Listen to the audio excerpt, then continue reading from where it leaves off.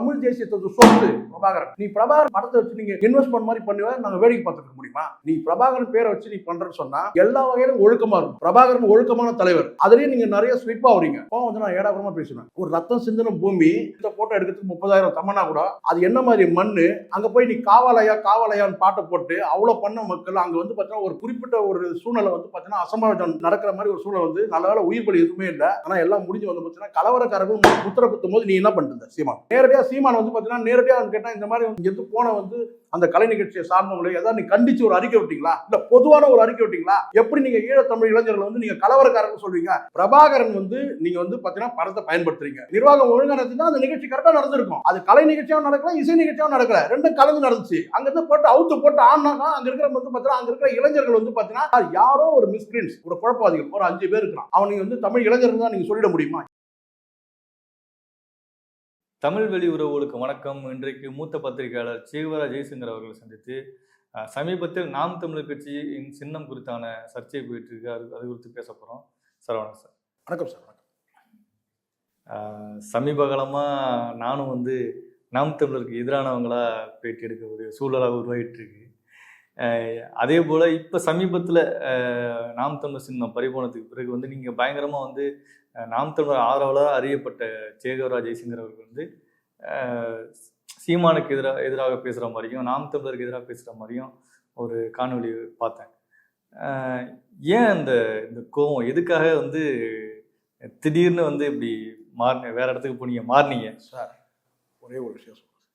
நான் வந்து யாருக்கும் ஆதரவாகவோ இல்லை எதிராகவோ பேசணுன்ற ஒரு முடிவோடலாம் நான் வர்றதே இல்லை. எந்த அரசியல் கட்சி தலைவரும் நான் வன்மத்தோட பேசுறதே இல்லை.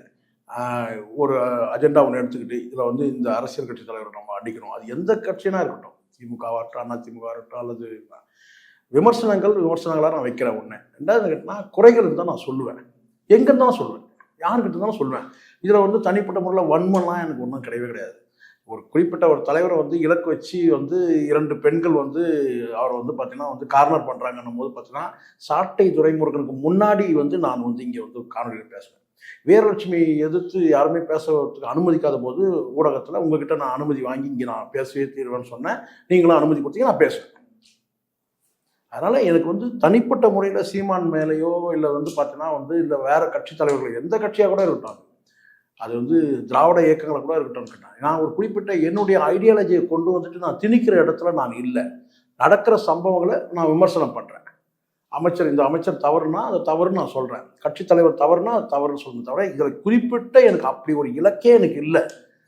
அது ஒரு வன்மத்தோடு யாரையும் வந்து பார்த்தீங்கன்னா அடித்து பேசணுன்ற அந்த நோக்கம் தான் எனக்கு இல்லை. இதில் தவறு இருக்குது. இந்த நாம் தமிழர் கட்சியில் அந்த நிர்வாகத்தில் வந்து நடந்த தவறு, இந்த சின்னம் பறி போனதுன்றது வந்து எப்படி சார் நிர்வாகத்துக்கு தவறுங்கிறீங்க? இப்போ வந்து அவங்க வந்து அங்கீகரிக்கப்பட்ட கட்சி, அதாவது ஏற்கனவே நிறைய தேர்தல் நின்று இருக்காங்க. அப்படிங்கும்போது எப்படி தவறு நடத்துது? 2 விஷயம் சார். முதல்ல ஒரு விஷயம் நான் சொல்லிடுறேன். நான் என்னுடைய பயணமே எங்கன்னு கேட்டால் 18 வயசில் என்னுடைய பயணம் வந்து பார்த்தீங்கன்னா தமிழ்நாடு அரசு அலுவலர் ஒன்றியம் யூனியன் ஆஃபீஸுக்கு பார்த்தீங்களா, அங்கே தான் வந்து பார்த்தீங்கன்னா நான் ஒரு ஆஃபீஸ் பாயாக நான் வந்து சேர்ந்தேன். அது வந்து சிவயிலங்கோ தலைவராக இருந்தபோது அங்கே தான் என்னுடைய முதல் பயணம் இருக்குன்னா 17 வயசு என்ன சொல்லப்போனால் கரெக்டாக அங்கே தான் என்னுடைய பயணம் வந்து தொடங்கினேன். அதனால அரசு அலுவலர் ஒன்றியம் போது கேட்டால் தமிழ்நாடு கவர்மெண்ட் அஃபிஷியல்ஸ் யூனியன் போது எல்லா விதமான அரசு நிர்வாகங்களுடைய செயல்பாடுகளும் அங்கே தெரிய வரும், அங்கே வந்து பார்த்தீங்கன்னா விவாதிக்கப்படும். ஏன்னா தொழிற்சங்கன்றதுனால எந்த அரசு அலுவலர் நீங்கள் வந்து பார்த்தீங்கன்னா அலுவலகங்களையும் நீங்கள் வந்து போனீங்கன்னா நீங்கள் வந்து ஒரு கடிதம் கொடுக்குறீங்கன்னு சொன்னால் அந்த கடிதத்துக்கு வந்து பார்த்தீங்கன்னா நீங்கள் ஒரு ஒப்புகை சீட்டு வாங்குவீங்க, அக்னாலஜ்மெண்ட் வாங்குவீங்க. எந்த அரசு அலுவலகத்துலையும் வந்து பார்த்தீங்கன்னா வித்தவுட் நோட்டீஸு ஒரு ப்ரிவிலேஜை கட் பண்ண மாட்டாங்க. ஈவன் ப்ரிவிலேஜாக இருந்தால் கூட சொல்கிறேன், அது நான் சொல்கிற ப்ரிவிலேஜ் சலுகையே சொல்கிறேன். சலுகையாக இருந்தால் கூட வந்து பார்த்தீங்கன்னா வித்தவுட் நோட்டீஸ் வந்து பார்த்தீங்கன்னா உங்களுக்கு வந்து அப்படி ஒரு வேலை ஒரு வித்தவுட் ப்ரிவிலேஜில் வந்து உங்களுக்கு வந்து கட் பண்ணுறாங்கன்னு சொன்னால் அது ஏற்கனவே ஒரு ரூலில் இருக்கும். அந்த ரூலை நம்ம கண்காணிக்காமல் விட்டுருப்போம். இப்போ உதாரணத்துக்கு இப்போ இந்த சின்ன விவகாரத்துக்கு நான் ஸ்ட்ரெயிட்டாக வந்துடுறேன். சின்ன விவகாரம், இந்த சின்ன விவகாரத்தை பொறுத்தவரைக்கும் கண்டிப்பாக எலெக்ஷன் கமிஷன் நோட்டீஸ் கொடுத்துருப்பாங்க, ப்ரீவியஸ் நோட்டீஸ் கொடுத்துருப்பாங்க. அந்த நோட்டீஸ் வந்து பார்த்தீங்கன்னா எனக்கு வந்த தகவல் படி 3 முறை நோட்டீஸ் கொடுத்ததா வந்து தகவல் வந்துருக்கு. நாம் தமிழ் கட்சி அலுவலகத்துக்கு 3 முறை நோட்டீஸ் கொடுத்ததா சொல்கிறாங்க. அது 3 முறையாக இருக்கட்டும் 2 முறை மொத்தம் நோட்டீஸ் வழங்கப்பட்டு தான் அதுக்கப்புறம் அதுக்கு நம்ம எதுவும் ரெஸ்பாண்ட் பண்ணலன்னு நம்ம தான் அப்போ தான் இவங்க வந்து கட் பண்ணுவாங்களே தவிர ஒரு தேர்தல் இது வந்து காதில் பூ சுற்றுற வேலை. என்னன்னு கேட்டிங்கன்னா தேர்தல் கமிஷன் எங்களை வந்து எதுவுமே கலந்து ஆலோசிக்காம அங்கே ரத்து பண்ணாங்க, உங்களை கேட்கவே இல்லை அப்படின்னு. கண்டிப்பாக இவங்க வந்து ஒரு மெயில் அனுப்பியிருக்கலாம் அல்லது வந்து கடிதம் மூலமாக தெரிவிச்சிருக்கலாம்.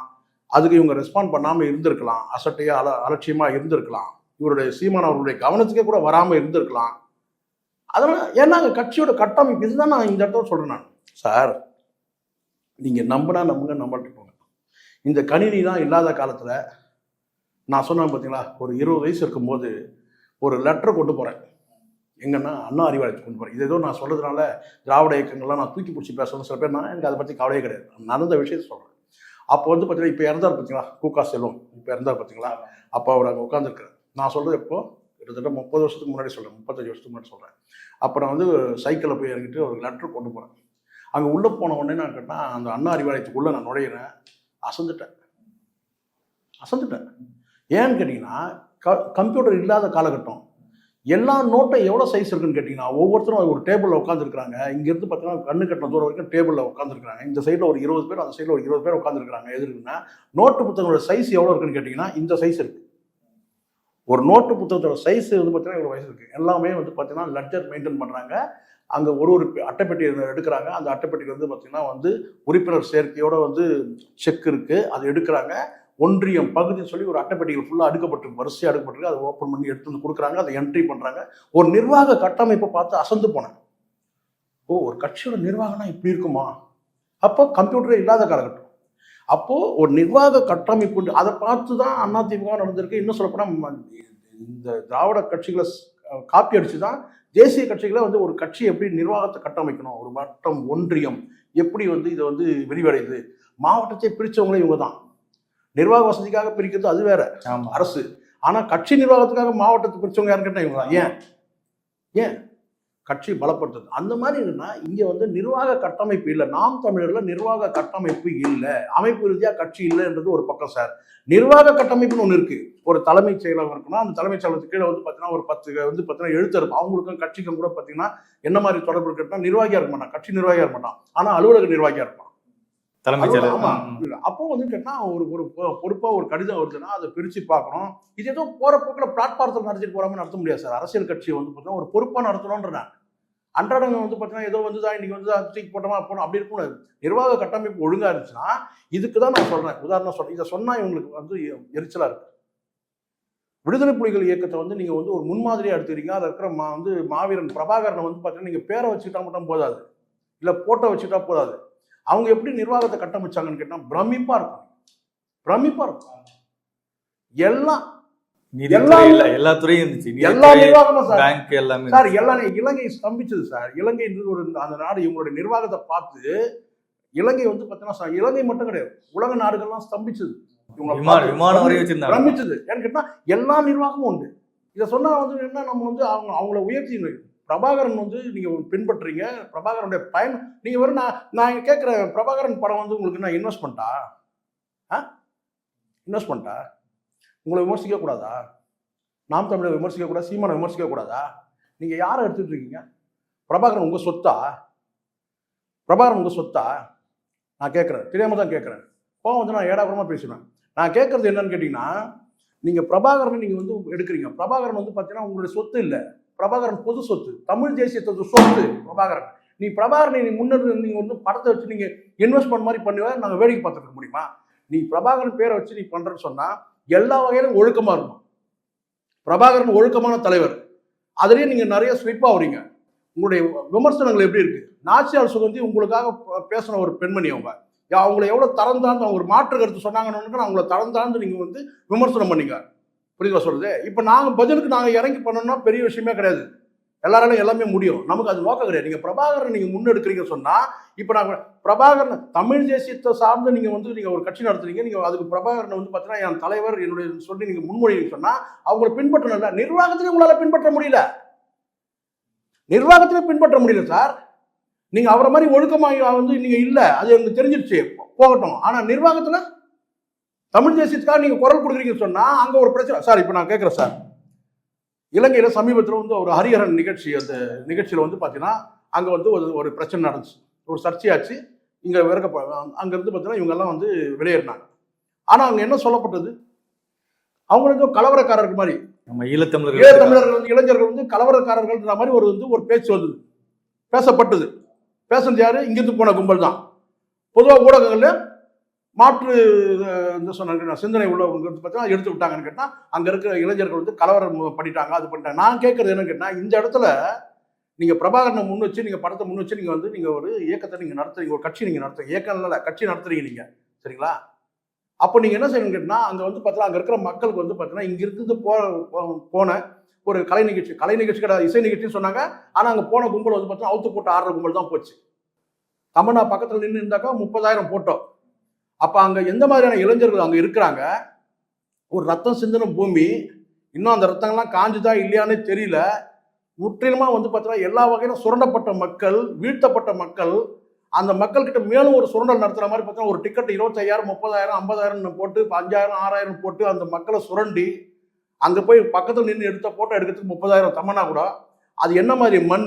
அங்கே போய் நீ காவாலயான்னு பாட்டை போட்டு அவ்வளோ பண்ண மக்கள் அங்கே வந்து பார்த்தீங்கன்னா ஒரு குறிப்பிட்ட ஒரு சூழ்நிலை வந்து பார்த்தீங்கன்னா அசம்பாவிதம் வந்து நடக்கிற மாதிரி ஒரு சூழ்நிலை வந்து நல்ல வேலை உயிர் பலி எதுவுமே இல்லை.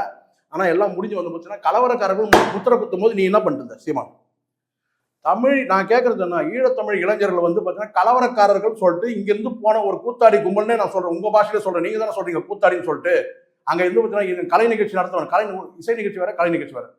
அங்கே இசை நிகழ்ச்சி ஹரிஹரன் நிகழ்ச்சி மட்டும், அது இசை மட்டும் நடக்கணும். இதுக்கு முன்னாடி சந்தோஷ் நாராயணன் நடத்தியிருக்கிறார். ஆமாம், இசை நிகழ்ச்சி நார்மல் ரொம்ப நாகரிகமாக நடந்துச்சு. அப்போ அங்கே வந்து பார்த்தீங்கன்னா நாகரிகமற்றவர்கள், ஈழத்தமிழ் இளைஞர்கள் நாகரிகமற்றவர்கள் கலவரக்காரர்கள் சொல்லிட்டு முத்திர குத்துற கும்பல் யாரு? அந்த கும்பலுக்கு நீங்கள் ஏதாவது கண்டிச்சிங்களா? இப்போ சீமான் நான் கேட்குறேன், நேரடியாக சீமான் வந்து பார்த்தீங்கன்னா நேரடியாக கேட்டால் இந்த மாதிரி வந்து அந்த இங்கேருந்து போன வந்து அந்த கலை நிகழ்ச்சியை சார்ந்தவங்களை ஏதாவது நீ கண்டிச்சு ஒரு அறிக்கை விட்டீங்களா? இல்லை பொதுவான ஒரு அறிக்கை விட்டீங்களா? எப்படி நீங்கள் ஈழத்தமிழ் இளைஞர்கள் வந்து நீங்கள் கலவரக்காரர்கள் சொல்வீங்க? அங்கே கலவரம் பண்ணுறத சக்தி இல்லாமல் இழந்து போயிருக்கிறாங்க. அவன் வந்து பார்த்தீங்கன்னா அவங்ககிட்ட இருக்கிறத பார்த்தீங்கன்னா உயிர் தான் இருக்குது. அவ்வளோ வந்து பார்த்தீங்கன்னா வந்து ஒட்டுமொத்தம் ஒடுக்கப்பட்டு நசுக்கப்பட்டு சுரண்டப்பட்டு எல்லா வகையிலும் வீழ்த்தப்பட்ட ஒரு இளைஞர்கள் வந்து பார்த்தீங்கன்னா மீண்டும் கலவரக்காரன் சொல்லும்போது நீ என்ன பண்ணிட்டு தான் கேட்குறேன். அப்போ நான் வேற மாதிரி பேசுவேன். இல்லை இப்போ சிவல்னால இப்போ நான் கேட்குறேன் சார், இது நீ அப்போ நான் கேட்குறேன், வெறும் நீ பிரபாகரன் படத்தை மட்டும் நீ வந்து ஒரு இன்வெஸ்ட்மெண்ட் பண்ணி பயன்படுத்த முடியாது சார். சீமான் வந்து பார்த்தீங்கன்னா நான் ஒரு உடன் பிறந்தனால நான் சொல்கிறேன், புரியுது நான் சொல்றது, நான் உரிமையோட கூட நான் சொல்கிறேன். நீ வெறும் படம் மட்டும் பயன்படுத்திட்டான்னு கேட்குறேன் நான்.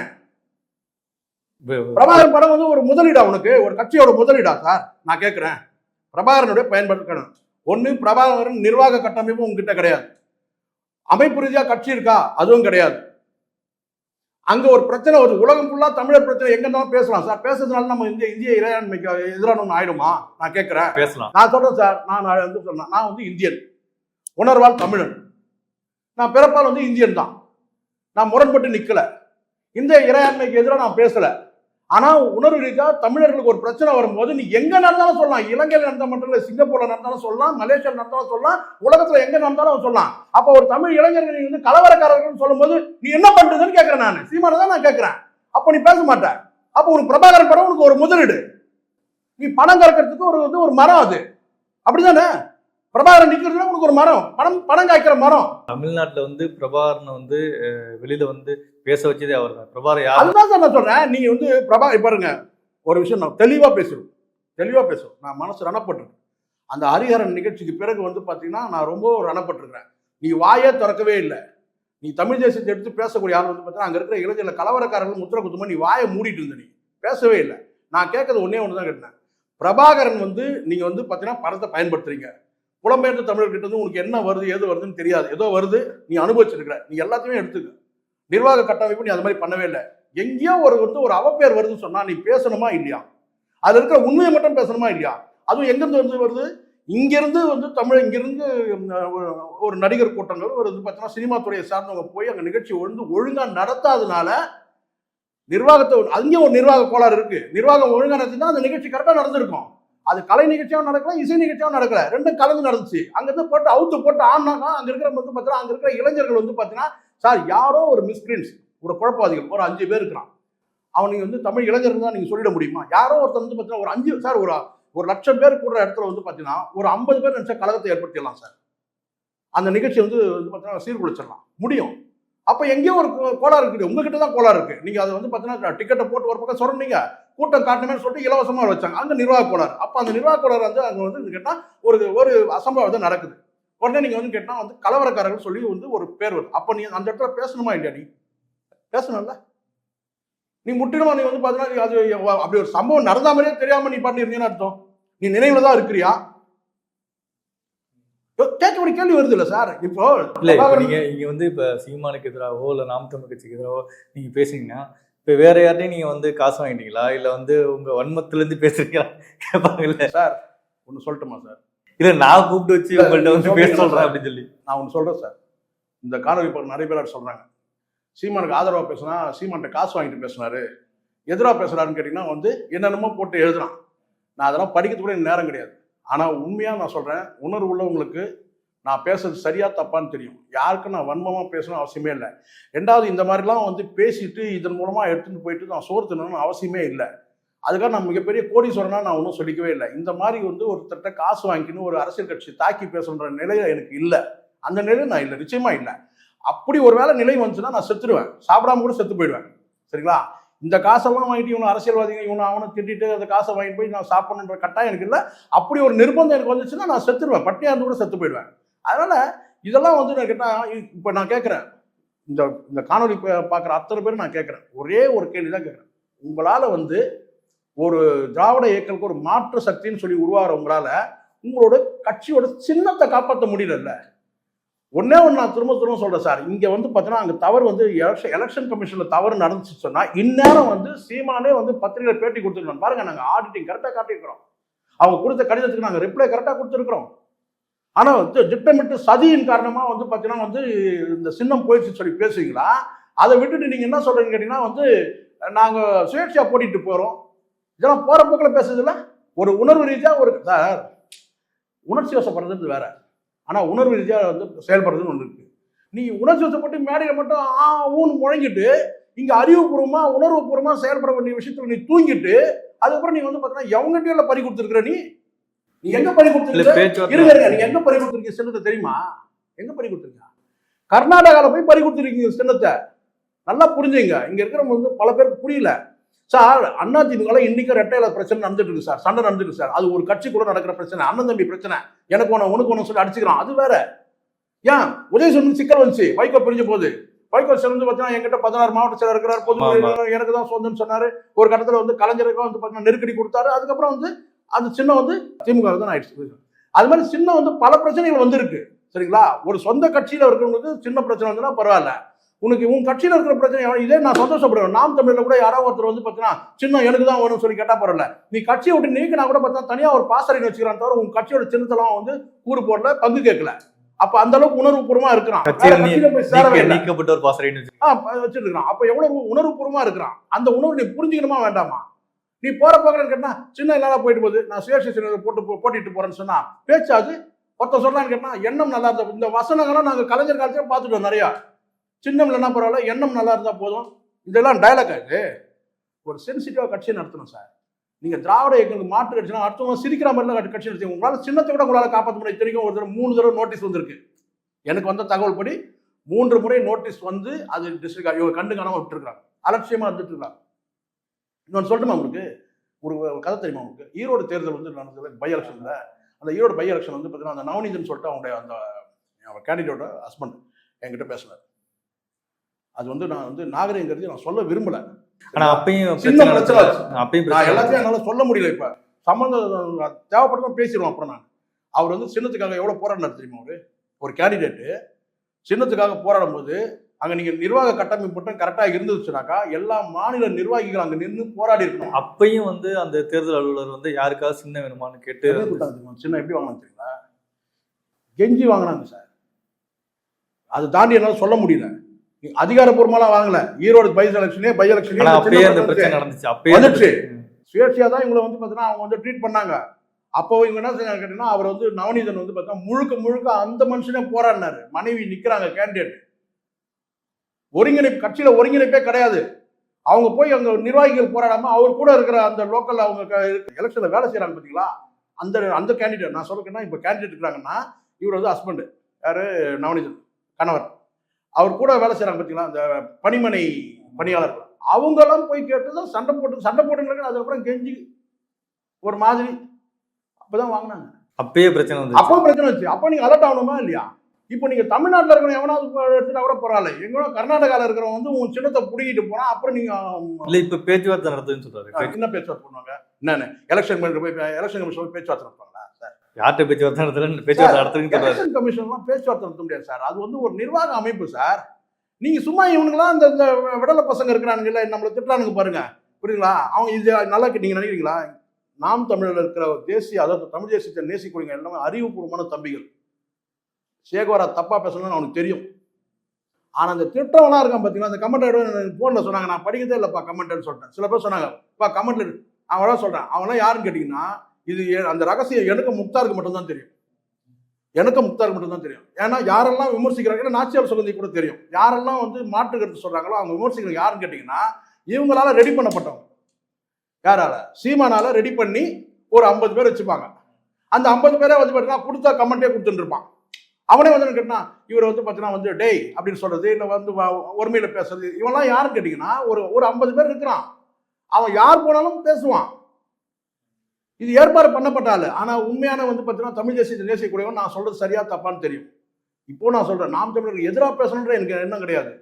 தப்புனா சொல்லிதான் ஆகணும், ஏமாற்ற முடியாது இல்ல. இப்ப திராவிட இயக்கங்களும் நீங்க பண்றதுக்கு என்ன வித்தியாசம் இருக்கு? வார்த்தை ஜாலங்களால ஏமாத்திட்டு இருக்கிறான். நான் சொல்றேன், திமுகவும் சொல்றேன், அதிமுகவும் வார்த்தை ஜாலங்களால ஏமாத்திட்டு இருக்கிறாங்க. கிட்டத்தட்ட 70 ஆண்டு காலம் ஏமாற்றிருக்காங்க. ஒரு மாற்று சக்தி வேணும்னு கேட்கிற எங்களை மாதிரி ஆட்களுக்கு நீங்களும் ஏமாற்றத்தை கொடுத்தீங்கன்னா வலிக்குமா வலிக்காதான்? அப்போ உங்களை பேசதான் வேணாமா? எல்லா வகையிலும் நீங்க ஏமாற்றத்தை தரீங்க சார். பேசிதான் ஆகணும். இப்போ கட்சியோட பொதுச்செயலர் யாரு? உங்க ஒய்ஃபை கொண்டாந்து உட்கார வைக்கிறீங்க. யாருன்னு இது வரைக்கும் தெரியாது சார். ஒய்ஃபை கொண்டாந்து உட்கார வைக்கிறீங்களா? அங்க யார் பண்ணுவான்? திமுக தான் அதை பண்றான். திமுக குடும்பத்தை கொண்டாந்து உட்கார வைப்பான். நான் சொல்ல சரியா பேசணும் தப்பா பேசணும்? அவங்க பேர வரைக்கும் வந்து உட்காந்தாச்சு. நீ என்ன பண்ண? மாற்று அரசியல் தரால நீ என்ன பண்ணிருக்கிற? நீ என்ன பண்ணிருக்கிற? நீ தானே அந்த வேலையை பண்ற. தமிழ் தேசிய சார், நீங்க இந்த டிஎன்ஏ டெஸ்ட் எடுத்தது யார் சார்? பேசலாமா?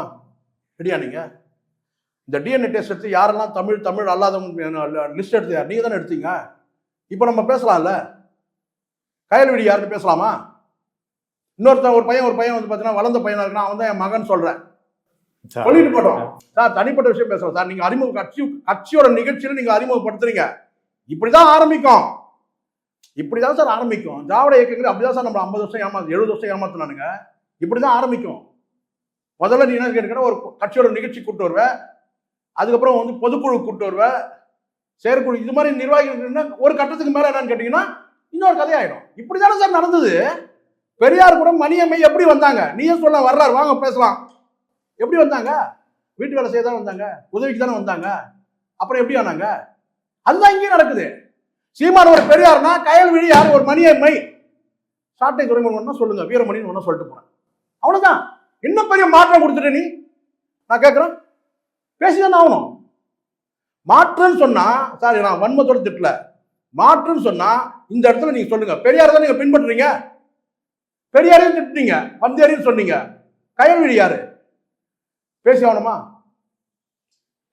நான் சொல்றது தவறாவோ யாரும் வந்து கெட்ட வார்த்தை பிரயோகப்படுத்தி ஆபாசப்படுத்தி பேசல. நீங்க பெரியார் சொன்னா பெரியார் இடத்துல யாருக்கு? நீங்க சீமான் தான் இருக்கிறார். மணியம்மை இடத்துல கயல்வெளி இருக்கிறார். வீரமணி இடத்துல இருக்கிறாரு. இதுல மாற்றே கிடையாது. நீங்க போட்டா போடுங்க, போராட்டி போடுங்க, இதான் உண்மை. அப்ப நீங்க மாற்று அரசியல் எங்க கொடுத்தீங்க நீங்கன்னு கேட்கிறேன். மாற்று அரசியல் தரணும் சார். நீங்க பிரபாகரன் படத்தை பயன்படுத்தினா பிரபாகரன் மாதிரி கட்டமைப்பு உருவாக்கணும். ஒழுக்கமும் இல்ல. சரி, அதை சகிச்சுக்கிட்டோம். ரைட். அண்ணன் ஸ்லிப் ஆயிட்டாரு. தம்பி சொல்றான், அண்ணன் வந்து எப்போ மழைக்கு ஒதுங்கினாருங்க, அது ஒரு பிரச்சனையா ஓடிட்டு இருக்குது. கிட்டத்தட்ட ஒரு 20 வருஷம் பிரச்சனை ஓடிட்டு இருக்குது. மழைக்கு ஒதுங்கினாரு. ரைட், சகிச்சுக்கிட்டோம், போட்டோம், எல்லாமே சகிச்சுட்டோம். மாற்று அரசியல் திடீர்னு பங்காளின்றாரு, பங்காளினாரு. சரி, சகிச்சிட்டோம். ஏதோ பங்காளினா வேற ஏதோ ஒரு கணக்குல இருக்கா போல இருக்கு. சரி, ரைட், அதையும் நம்ம ஒத்துக்கிட்டோம். எப்பயோ பங்கு பிரச்சனை இருக்க போகுது, பங்காளின்னு சொன்னீங்க, அதையும் சகிச்சிட்டோம். அதுக்கப்புறம் இப்படி வந்தீங்க நேரா வந்து கேட்டீங்கன்னாக்கா அண்ணாமலையோட மோதுறீங்க.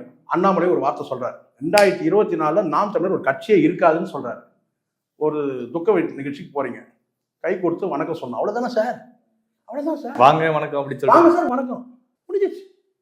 கட்டி தழுவுற அளவுக்கு நீங்க என்ன அப்படி எனக்கு ஒன்றும் புரியல. எனக்கு சொல்லுங்களேன், நீங்க அப்படி பண்ணிடுறீங்க. மானம் இல்லை, வெக்கமா இல்லை, எச்ச ராஜா மாதிரி தான் நம்ம பேசணும். இப்போ வெக்கமா இல்ல?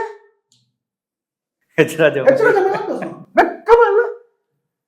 அந்த வெக்கத்தையே ரொம்ப அழுத்தமா சொன்னால தான் வெக்கமா இல்ல? கட்டி தழுவுறீங்க அவங்ககிட்ட. அவன் அண்ணாமலையா இருக்கட்டும், எந்த மலையா இருக்கட்டும் சார், கரெக்டா வந்து உங்களுக்கு ஆப்பு வச்சுட்டான். கர்நாடகாவில் பேசி உன் சின்னத்துக்கு ஆப்பு வச்சோன்னா அவன் தான். நீ தூங்குனா வச்சுட்டான். எச்சரிக்கை இருக்கணும்னா போலீஸ்காரங்கன்னா வந்து பார்த்தீங்கன்னா ஒரு எச்சரிக்கைன்னு சொல்லுவாங்க. ஒரு ஸ்டெப்பு தூரமாக தான் இருக்கணும், எச்சரிக்கையா இருக்கணும்.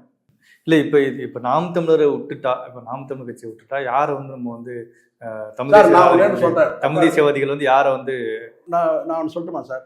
இங்கே யாரும் இங்கே நிரந்தரமே கிடையாது சார். ஜெயலலிதா அவர்களும் எம்ஜிஆரும் கலைஞரும் இல்லைன்னா அவ்வளோதான். நாங்கள் ஒரு விஷயம் நல்லா புரிஞ்சுங்க. இன்னும் நான் இது பல இடத்துல நான் சொல்கிறேன்.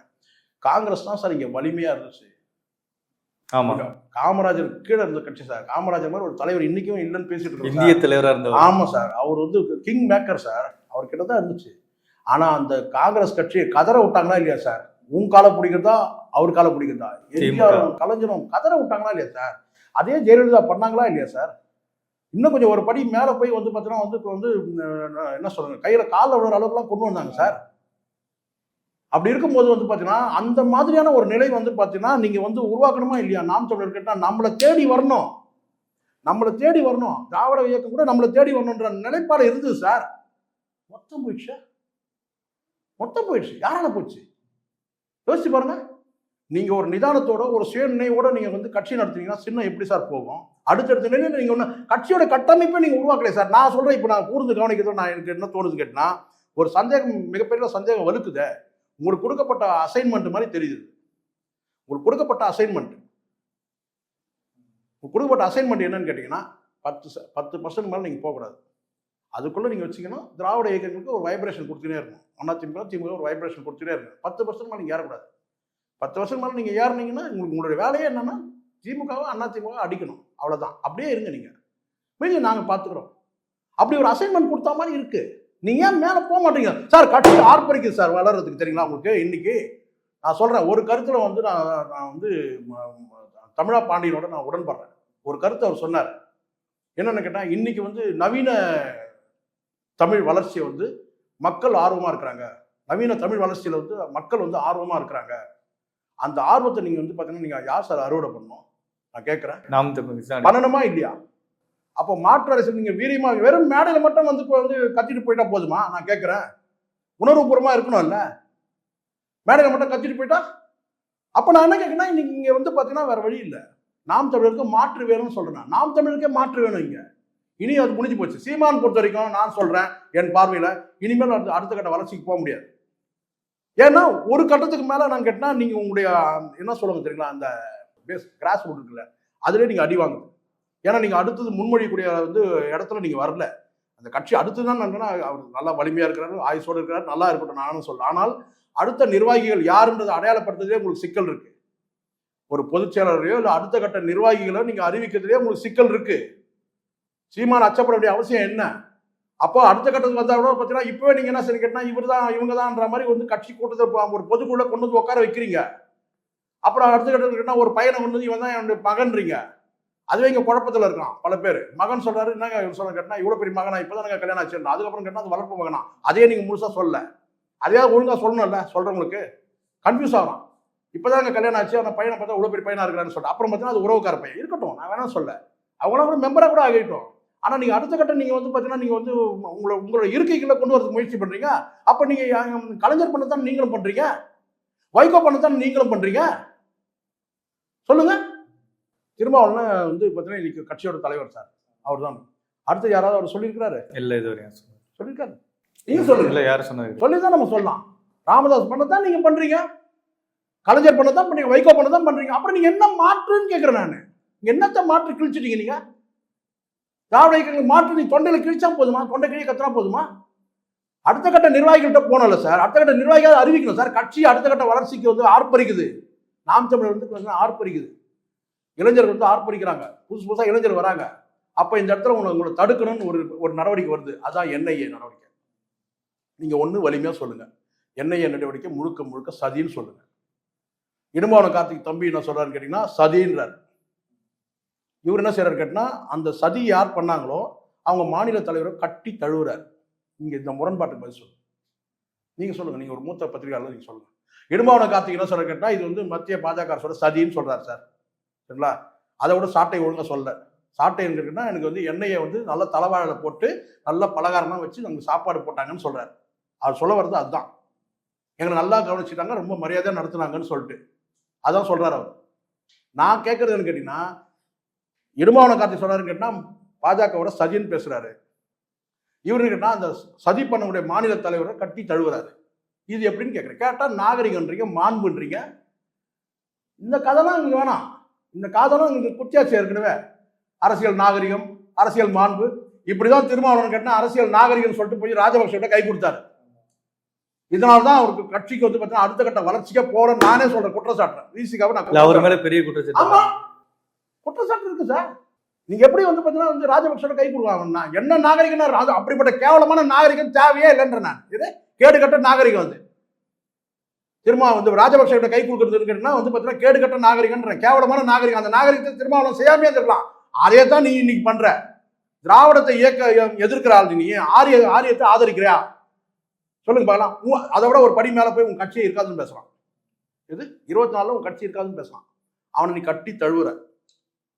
இது எப்படி சரியா இருக்கும்? அப்ப உன்னுடைய இலக்கு என்ன? உனக்கு என்ன பிரச்சனை சொல்லுங்க. என்னையே வந்து பார்த்தீங்கன்னா சார், அது முகாந்திரம் இருக்கு, முகாந்திரம் இல்லை சார். முகாந்திரம் இல்லாமலாம் தொட முடியாது சார். இவ்வளோ பெரிய அமைப்புலாம், புலனாய்வு அமைப்புலாம் வந்து முகாந்திரம் இல்லாமலாம் ஒருத்தர் ஈஸியாக தொற்ற முடியாது. நாளைக்கு மன உளைச்சலாச்சே, எனக்கு இந்த ஆதாரம் இல்லாமல் இவங்க வந்து பார்த்தீங்கன்னா ஒருத்தர் கேஸ் போட சொல்லுங்க. சாட்டை துறைமுறைனா இல்லை சொல்லுங்க. எந்த முகாந்திரம் இல்லாமல் எங்களுக்கு வந்து விசாரணை பேரை எங்களை அலக்கடிக்கிறாங்க சொல்ல முடியுமா? போட முடியுமா? 2 விவசாயிகளுக்கு வந்து இடி போட்டாங்க. இங்கே சர்ச்சையாச்சு. சர்ச்சையான உடனே எனக்கு கேட்டால் வந்து கேஸை வாபஸ் வாங்கிட்டாங்க. தெரியும்ல? சொல்லுங்க பாலாம். அப்போ முகாந்திரம் இல்லாமல் அங்கேயாவது ஒரு முகாந்திரம் கேட்டா 6 ஏக்கர் நிலம் இருந்தது உண்மை. அது ஒண்ணுதான் உண்மை. அவங்களுக்கு சொந்தமா 6 ஏக்கர் நிலம் இருந்தது தான் அவங்க செய்த பாவம். அந்த 2 விவசாயிகளும் ஈடி நோன்னா. ஆனா ஒட்டுமொத்தமா வந்து பார்த்தீங்கன்னா வந்து பொதுமக்கள் கிட்ட ஒரு எதிர்ப்பு வந்துடும், வாபஸ் வாங்கிட்டானா இல்லையா? முடிஞ்சிச்சா? இப்போ உங்க மேல முகாந்திரமே இல்லை. புரியுங்களா? உங்க மேல வந்து பார்த்தீங்கன்னா வந்து உங்களுக்கு வந்து அடுத்தடுத்து விசாரணைக்கு அழைக்கிறான்ல, கோர்ட்டுக்கு போங்க, ஒரு கேஸை போடுங்க பார்க்கலாம். ஏன் ஏன் போட முடியுமா? போட முடியாது. அழுக்கு இருக்கு. ஒன்னே ஒன்று சொல்றேன் பிரபா சார், இது எல்லாருக்கும் பொருந்தும், எனக்கும் கூட பொருந்தும். மூளையும் இதயமும் வாயும் அதுக்கப்புறம் ஒரு அடையாளம், ஆண் என்றால் ஆண், பெண் என்றால் பெண், இந்த 4 உருப்படியும் வந்து ஒழுங்கா இருந்துன்னு வச்சுங்களேன், நமக்கு எந்த சிக்கலும் வராது. எந்த சிக்கலும் வராது. திரும்ப ஒரு தடவை சொல்றேன், மூளையும் இதயமும் வாயும் அடையாளமும் ஒழுங்கா இருந்ததுன்னா நமக்கு எந்த சிக்கலும் வராது. இந்த 4 ஒழுங்கா சிக்கலும் அனுபவிக்கணும். அது யாரா இருந்தாலும், அது சேகரா இருந்தாலும் அனுபவிக்கணும், பிரபா இருந்தாலும் அனுபவிக்கணும். அதான் இப்ப நடக்குது. உன்னை வந்து கூப்பிட்டாங்கன்னா நீ விசாரணைக்கு போனீங்கன்னா அதுக்குள்ள உன் வழியில பத்திரிகையில பேட்டியே நீயே சொல்ற உன்னை எதுக்கு கூப்பிடறான்னு கூட தெரியாது உங்களுக்கு. இதுதான் அவசரம் கொடுக்கன்றது, அனுபவம் இல்லைன்றது. உன்னை எதுக்காக விசாரணைக்கு கூப்பிடுறாங்கன்னு கூட தெரியாது. உன்னை கூப்பிடுறாங்கன்னா அங்க போகணும். அதுக்குள்ள சாட்டை துரைமுருகன் வழியிலேயே ஒரு பிரஸ்ல வர ஒரு பேட்டி என்னன்னு கேட்டீங்கன்னா, எனக்கு வேற எந்த நிதி சம்பந்தமா எனக்கு கூட இருக்கேன், எனக்கு அந்த வந்து சாட்டை அந்த சேனலை தவிர்த்துட்டு எனக்கு எந்த வருமானமும் எனக்கு இல்லை, அது நான் ஐடி கரெக்டா வந்து கட்டுறேன், போறேன், வரேன். இப்ப கேட்டாங்களா என்ன இல்லை மொத்த வீடியோ எடுத்துட்டு எதுக்கு எடுத்துட்டு சொல்றீங்க நீங்க மொத்த வீடியோ? எனக்கு தெரிஞ்சு என்னன்னு கேட்டீங்கன்னா, நீ தான் சொல்லியிருக்கிற அங்க நிதி பிரச்சனையும் இருக்கு, விசாரணையில நிதி பிரச்சனை சேர்ந்துதான் விசாரணை. நீ எதானே சொல்ற எங்க அப்பா குதிரைக்குள்ள இல்லைன்னு, எனக்கு இதை தவிர்த்து வேற வருமானமே இல்லைன்னு. இப்போ அதெல்லாம் கேட்டா மொத்த வீடியோவை எடுத்துட்டு வாங்க. நான் சொல்றது புரியுதுங்களா? நான் என்ன சொல்றேன்னா, ஒரு விசாரணை அமைப்பு, அது லோக்கல் காவல் நிலையமா இருக்கட்டும், அது என்ஐஏவா இருக்கட்டும், யாருன்னா இருக்கட்டும் சார், உங்க மேல எந்த விதமான கலங்கம் இல்லைன்னா தைரியமா போலாம் சார், நெஞ்சு நிமிச்சுன்னு போலாம் சார். போலாமா இல்லையா? நீங்க ஏன் பதட்டப்படுறீங்க? உங்க மேல தப்பு இல்லைன்னா நீங்க நேரா போய் உட்காந்து சொல்லிட்டு வாங்க, முடிஞ்சு போச்சு. நான் இன்னொரு விஷயம் சொல்லிடுறேன், இந்த வெளிநாட்டுல இருந்து கால் வந்தாலே வந்து பார்த்தா விசாரணைக்கு வரும்னு கேட்டா, இன்னைக்கு இங்க தமிழ்நாட்டில் இருக்க வந்து பார்த்தா கிட்டத்தட்ட ஒரு 3 கோடி பேர் விசாரணை பண்ணோம். என்னையே நல்லா புரிஞ்சுங்க. இதெல்லாம் நம்ம கொடுக்குற காதல் கொடுக்குது. வெளிநாட்டுல இருந்து போன்ல பேசினாலே வந்து பார்த்தீங்கன்னா நடவடிக்கை. என்கிட்ட 4 பேர் பேசுறாங்க. நானும் வெளிநாட்டுல நான் ஒரு நாளைக்கு என் மச்சானோட ஃப்ரெண்டுங்க எல்லாம் வந்து அமெரிக்கால இருந்து 4 தடவை பேசியிருக்கிறேன் நான். அப்ப எனக்கு கூட யோசனை வச்சு, ஓ வெளிநாட்டுல இருந்து கால் வந்தாலே விசாரணை பண்ணுமா? இல்ல, ஈழத்தமிழரோட நான் யூரோப்ல நீங்க என்ன பேசுறீங்கன்னு ஒரு இருக்கு, புரியுங்களா? நீங்க என்ன சம்பந்தமா பேசுறீங்கன்ற என்ன பேச்சுவார்த்தை அங்க நடந்துச்சு, என்ன பண பரிவர்த்தனை நடந்துச்சு, என்ன இருக்குன்றது இருக்கு. அதெல்லாம் வந்து சும்மா போற பக்கம் அந்த காதுல வந்து கடுக்கன் போடுற மாதிரிலாம் பண்ணக்கூடாது. இவங்க வந்து வெளிநாட்டுல இவங்க பெரிய இவங்க ஒரு நாளைக்கு அவங்க 5 லட்சம் பேர் 10 லட்சம் பேர் சென்னையில் மட்டுமே பேசுவாங்க, ஒரு 20 லட்சம் பேர் பேசுவாங்க வெளிநாட்டில் இருக்க ஃபோன் கால். இன்னைக்கு சர்வசாதாரணம் வந்து அதுவும் அதுவும் குறிப்பாக வந்து தொலைத்தொடர்பு வந்து புரட்சி நடந்துட்டு இருக்குது. அதனால் அதெல்லாம் கணக்கு கிடையாது. ஏதோ ஒரு பிரச்சனை இருக்கு, அதை நான் களங்கம் கற்பிக்கவும் நான் விரும்பல. உண்மை என்னன்னு தெரியறதுக்கு முன்னாடி வந்து களங்கம் கற்பிக்க, ஏன்னா இங்கே விசாரணை அமைப்புகளும் வந்து களங்கப்பட்டு தான் இருக்கு. நான் அதுக்கு நான் முழுசா வந்து நான் சப்போர்ட் பண்ணல என்னைய. ஆனால் நீங்க சொல்லக்கூடியது என்னன்னு கேட்டா, நீங்க ஒண்ணு போனீங்கன்னா அங்க என்ன நடந்ததுன்ற முழு விவரத்தை கொடுங்க, பேசுங்க. அதை விட்டுட்டு ஒரு கட்சியோட பொது வந்து ஒரு பொறுப்புல இருக்கிற கட்சியோட தலைவராக இருக்கிற வந்து சீமான், கட்சியோட ஒருங்கிணைப்பு தலைமை ஒருங்கிணைப்பாளர் வந்து ஒரு போற போக்கில் ஒரு ஏதோ இந்த லோக்கல் போலீஸ் ஸ்டேஷன் சொல்ற மாதிரி என் மேல கேஸை போட்டுக்கோ, இதெல்லாம் வந்து சிறுபலத்தனமா இல்லை. என்னைன்றது பெரிய அமைப்பு. ஏன் என் மேல இடிலாம் ஏன் வரக்கூடாது? ஏன் இன்கம் டேக்ஸ் ஏன் வரல? இடி ஏன் வரலன்னா வரும். நீங்க தான் கூப்பிடுங்க. இப்ப தெரிஞ்சுங்களா வாய் எங்க இருக்குன்னு சொல்லிட்டு பிரச்சனை இங்கதான் இருக்கு. பேசாம இருங்க. அவங்க விசாரணை பண்றாங்க சார், தப்புனா தப்பு சார், யாராலும் உண்மைதானே சார். இது வந்து கிட்டத்தட்ட பாதுகாப்பு சம்மந்தப்பட்ட பிரச்சனை சார். சரிங்களா? அவங்க வேலையை செய்யணும். போற போக்கில் எல்லாத்தையுமே நம்ம அப்படி கடந்துட முடியாது பிரபா. எப்படின்னு கேட்டீங்கன்னா, இது வந்து காழ்ப்புணர்வுல பண்றாங்கன்னு சொல்லுங்க. ஏன்னா இது வந்து நாட்டோட பாதுகாப்பு பிரச்சனை. இப்படிதான் ஒரு விஷயத்தையும் நம்ம அசட்டையா நம்ம இருந்துடும். கடந்த காலத்திலும் சரி, ஒரு விஷயம் நடந்ததுன்னா அது வந்து ஒரு புலனாய்வு அமைப்பு எடுக்குதுன்னு சொன்னா அது எடுத்ததுமே அது மேல கலங்கத்தையும் நம்ம கற்பிச்சிட முடியாது. சரிங்களா? ஆனால் ஒரு விஷயத்தை நம்ம ஒத்துட்டு தான் ஆகணும். என்னன்னு கேட்டீங்கன்னா, இந்த பிஜேபியோட தலைமையிலான அரசு வந்து பல புலனாய்வு அமைப்புகளை வந்து பார்த்தீங்கன்னா ஒரு கருவியா பயன்படுத்துறது நம்ம வந்து மாற்று கருத்து இல்லை, அதுவும் நம்ம இருக்கிறோம். ஆனால் இந்த விஷயத்தை நம்ம அப்படி எடுத்துக்க முடியுமா? விசாரணை முடியும் போது தெரிய போகுது.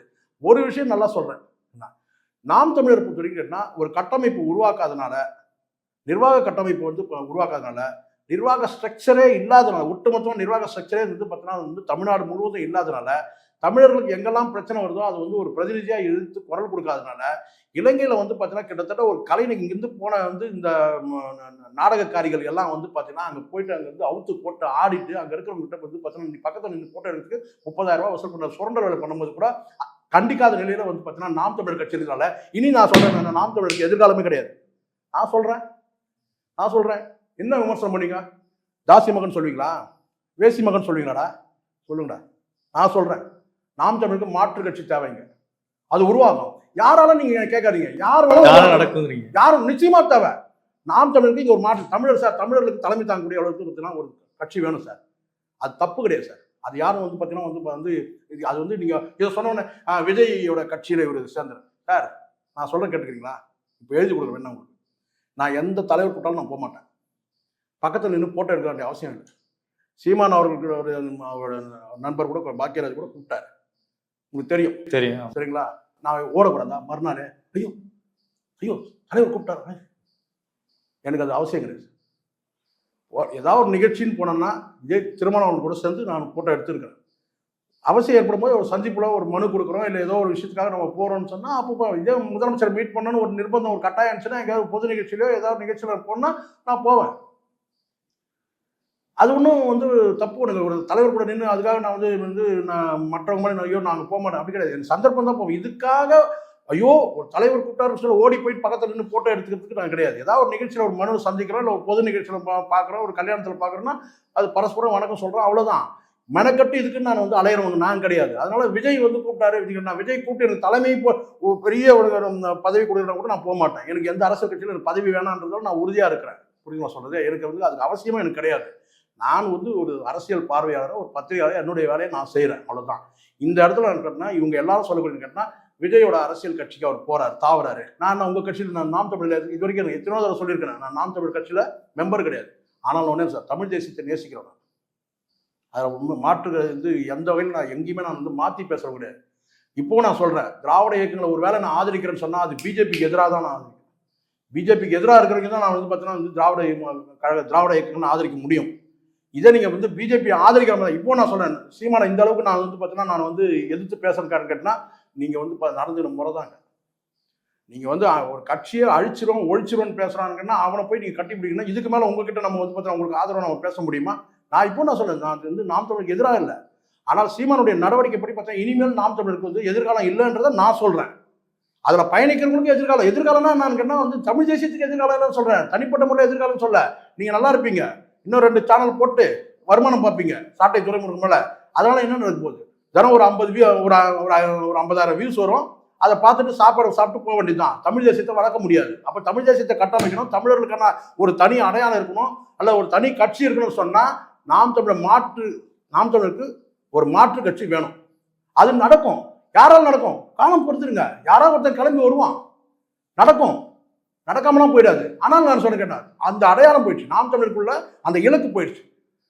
தமிழர்களுக்கான கட்சி கிடையாது. சீமானுடைய வாரிசுகள் வச்சு சொல்லலாம். சீமானுடைய அரசியல் வாரிசு யாரோ இருக்கட்டும், அவங்க குடும்பத்தில் இருக்கிறவங்க, அவங்க குடும்பத்தில் வந்தாலும் அடிப்படை முடிஞ்சு போச்சு. அங்க தமிழர்கள் எல்லாம் தெலுங்கர்கள். சீமான் வேணா தமிழர் சொல்லிக்கலாம் சார், அது வந்து சர்ச்சையாவது. நான் அதுக்குள்ள போல, அது வந்து முக்தார்கிட்ட தான் நீங்க போய் கேட்கணும். ஆனால் நான் சொல்றதுன்னு கேட்டீங்கன்னா, நாங்கள் சீமானை வந்து பார்த்தீங்கன்னா நாம் தமிழர் கட்சி தலைவராகவே நம்ம பேசுவோம். அவருக்கு அடுத்து வர அவர் இலக்கு வைக்கிற தலைவர்கள் வந்து கேட்டால் அவருடைய மனைவியோ இல்லை அவங்க குடும்பத்தார் வைக்கிறனா அவங்க நிச்சயமா அவங்க தமிழர் கிடையாது, தெலுங்கர்கள். நீங்க சொல்றீங்களே இவ்வளவு. அண்ணாதுரை நல்லா கேட்டுங்க, அண்ணாதுரையை பேசுனது ஒரு வார்த்தை சொல்றேன். அண்ணாதுரை வந்து பாத்தீங்கன்னா ஒரு வார்த்தை கேட்கிறாங்க, உங்க அப்பா யாருன்னு கேட்கிறாங்க. அண்ணாதுரை என்ன பதில் சொன்னா தெரியுங்களா? தெரியுமா? தெரியாது. அண்ணாதுரை வெளிநாட்டில் கேட்கறாங்க, உங்க அப்பாவுடைய பேர் என்னன்னு கேட்கறாங்க. ஒரு ரூபா காயினை தூக்கி போட்டேன். ஒரு ரூபா காயினை தூக்கி போட்டேன். என்ன அர்த்தம் அது? என்ன அர்த்தம்? அப்பா இல்ல சார், அப்பா இல்ல. உங்க அப்பா பேருன்னு கேட்டா ஒரு ரூபா காயினை தூக்கி போட்டாங்கன்னா என்ன அர்த்தம்? புரியலையா உங்களுக்கு? எனக்கு புரியல. தப்பான வழியில போறதாருன்னா தப்பான வழியில போறது. இதுக்கு ஒரு திட்டம் வேணும் தெரியுங்களா? இதுக்கு ஒரு நேர்மை வேணும் சொல்றதுக்கு கூட. இதை சொல்றதுக்கு ஒரு நேர்மை வேணும் சார். கண்ணதாசன் சொன்ன வார்த்தை தெரியுமா? ஒருத்தர் எப்படி வாழணும்னு சொல்றதுக்கு எனக்கு தகுதி இருக்குன்னு சொல்றாரு.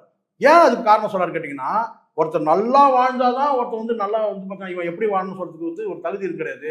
நான் எப்படியெல்லாம் வாழக்கூடாதோ அப்படியெல்லாம் நான் வாழ்ந்துருக்கிறேன், அதனால ஒரு மனுஷன் இப்படிதான் வாழணும்னு சொல்றதுக்கு எனக்கு தகுதி இருக்குன்னு சொல்றாரு. இது எப்படி? அண்ணாதுரை சொன்ன வார்த்தை எப்படி சார்? இவங்கெல்லாம் நேர்மையா பேசியிருக்காங்க சார். நீங்க வாஜ்பாய் இப்படி வரும், வாஜ்பாய் கிட்ட கேட்கறாங்க ஒரு கேள்வி. என்ன கேட்கறாங்க தெரியுங்களா? திருமணம் நீங்க பிரம்மச்சாரியான்னு கேட்கறாங்க. அவர் கேட்கறாங்க, நீங்க பிரம்மச்சாரி. நான் பிரம்மச்சாரி இல்ல, கல்யாணம் ஆகாதுன்னு சொல்றாரு. என்ன அர்த்தம்? நேர்மை. கல்யாணம் ஆகல, மற்றபடி எனக்கு எல்லாமே இருக்குன்னு அர்த்தம். இது நேர்மை சார். சார் இதை வந்து நீங்க வந்து இதுல வந்து அவங்களை கேவலப்படுத்த நீங்க நினைக்காதீங்க சார். இதுல அண்ணாதுரை சொல்றதுல ஒரு நேர்மை இருக்கு. உண்மையை சொல்லணும்ல. ஆமாண்டா நான் இப்படிதான் என்ன பண்ண சொல்றேன், எங்க அம்மா யாருக்கு பார்த்தாலும் தெரியாது. இது உண்மை சார். நான் சொல்றது வரலாறு சார். இது கொச்சப்படுத்த நினைக்கூடாதீங்க. அதுல நேர்மை இருக்கிறத நான் பாக்குறேன். மற்றவங்க சொல்றது தயங்கலாம் நான் சொல்றேன். கண்ணதாசன் சொல்றதும் அப்படிதான். நான் எல்லா தப்பும் பண்ணிக்கிறேன்னா நான் எவ்வளவு கேவலமா வாழக்கூடாத வாழ்ந்துருக்கிறேன். வாஜ்பாய் சொல்றது அர்த்தம் இருக்கு. டேய் நீங்க என்ன பிரம்மச்சாரி நீங்க நினைச்சுக்கிறீங்க? நான் கல்யாணம் ஆகாதுதான், திருமணம் ஆகாதவன்னு சொல்றேன். அப்ப இதுல எவ்வளவு நேர்மை? இதுதான் சார் நேர்மை. நீங்க போற போக்கில் என்ன செய்றீங்கன்னு கேட்டீங்கன்னா, நீங்க போற போக்குல அண்ணாதுரை திருட்டு பையன் சொல்லி அண்ணாதுரைய சொன்னாரு. இவர் சொன்னாரு. எனக்கு அதுல வன்மை இல்லை சார். நம்ம நேர்மை பார்க்கணும். யார் சொன்னான்னு பார்க்காதீங்க. சீமான் சொன்னா மாதிரி. இப்போ நான் கேட்குற இந்த காணொலி மூலமா தம்பிகளுக்கு எல்லாருக்கும் சொல்றேன், என் தம்பிகளும் சேர்த்தே சொல்றேன், எல்லா தம்பிகளும் சொல்றேன். எங்கெல்லாம் தமிழர் இருக்காது, இலங்கையா இருக்கட்டும், இலங்கையில கலவரக்காரன் முத்திர குத்துறான், வேற எந்த நாட்டில் முத்திர குத்துனாலும் நம்ம பொறுத்துக்க முடியாது சார். அதில் உண்மை என்ன பண்ணலாம்? உண்மையிலே கலவரம் பண்ணாங்கன்னா சொல்லுங்க, அப்போ நம்ம குரல் கொடுக்க பேசணும். அப்போதான் நாம் தமிழர்ன்றதுக்கான அடையாளம். சீமான் வந்து அந்த அடையாளத்தை மிஸ் பண்ணிட்டார். அன்னைக்கு அந்த வார்த்தை வரும்போது பேசுறது. ஆமாம். அப்போ நாம் தமிழர்ன்ற கட்சி வந்து பார்த்தீங்கன்னா நிச்சயமா வந்து பார்த்தீங்கன்னா அதனுடைய இலக்கில் வந்து தடமாறிடுச்சு. அதனுடைய வளர்ச்சியிலும் தடமாறி போய் வளர்ச்சியே கிடையாது இனிமேல். ஏன்னா அது கம்பெனி ஆயிடுச்சு. நாம் தமிழர் வந்து கட்சி வந்து இனி நாம் தமிழர் கம்பெனி. அப்படின்னா நாம் இன்னும் கொஞ்சம் சீமானுக்கு அப்புறம் அது நாம் தெலுங்கர் கட்சி ஆயிடும். அவ்வளவுதான், நாம் தெலுங்கர் கட்சி ஆயிடும். இப்போதைக்கு நாம் தமிழர் கம்பெனி. கம்பெனியில் இருக்கிற வந்து அந்த கிளர்க்கு மேனேஜர் எல்லாம் மிஸ் பண்ணி என்ன செஞ்சான், அந்த கட்சியோட அந்த ஜிஎஸ்டி இதெல்லாம் ரெனியூல் பண்ணாங்களே, அதை ரெனியூல் பண்ணாம விட்டாங்க. அவ்வளவுதான், சின்ன போயிடுச்சு. அவ்வளவுதான். இப்போ தேவைன்னு கேட்டா ஒட்டுமொத்தமா இந்தியாவில் இருக்கிற தமிழர்கள் மட்டும் கிடையாது, இந்தியாவில் இருக்கிற தமிழர்கள் மட்டும் கிடையாது, ஒட்டுமொத்தமா உலகத்தில் இருக்கிற அத்தனை தமிழர்களும் சேர்ந்து ஒரு முடிவு பண்ணணும்னு கேட்டா தமிழர்களுக்கான ஒரு கட்சி வேணும். தமிழ்நாட்டில் பெரும்பான்மையா அவ்வளோ வந்து தமிழர்கள் வாழறாங்க. அப்போ வந்து அங்கே வந்து ஒரு மாற்று கட்சி வேணும். இன்னும் சொன்னா திராவிட இயக்கங்களுக்கு ஒரு மாற்று கட்சி வேணும்னு சொன்னா இனி நாம் தமிழர் கிடையாது. நாம் தமிழருக்கு ஒரு மாற்று கட்சி தேவை. உங்க நேரத்தை எங்களுக்காக நன்றி சார்.